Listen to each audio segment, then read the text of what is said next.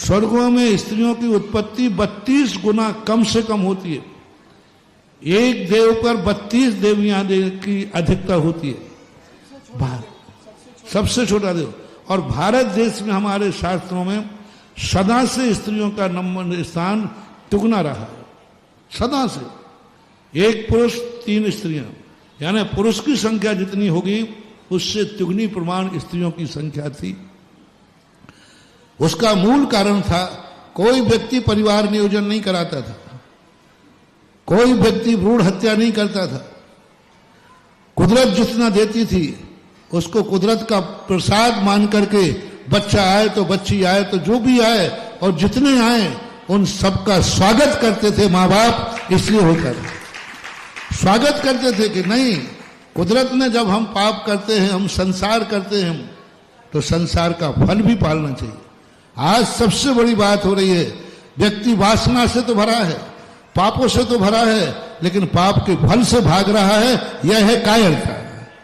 पाप तो करना चाहता है, या तो ब्रह्मचर्य व्रत लो, संयम लो, नहीं संयम तो लेगा नहीं, लेकिन उस पाप के फल पर जो संतान आएगी उसको नहीं चाह रहा है। तो ये कृष्णलेश्या वाले कहलाते हैं, निकृष्ट लोग कहलाते हैं कि वासना तो से भरे हैं, पाप से तो भरे हैं, अब्रह्म से तो भरे हैं, लेकिन उसका फल जो संतान मिलती थी, ये अब्रह्म की परंपरा प्रकृति ने तुम्हें वासना की पूर्ति के लिए नहीं की थी, इंद्रियों की तुष्टि के लिए नहीं की थी, संसार की वृद्धि करने के लिए ये वासना बनाई थी तुम दोनों के अंदर। दोनों में जो एक दूसरे का आकर्षण है वो मात्र संतान प्राप्ति के लिए होता था। इसके कारण कोई दूसरा कारण नहीं लगा। अब जिस कारण से तुम लोगों के विवाह किए थे वो कारण तो तुमने मिटा दिया परिवार नियोजन करके, वो कारण तो तुमने मिटा दिया गर्भपात करके। तो ये इस पर प्रहार करो।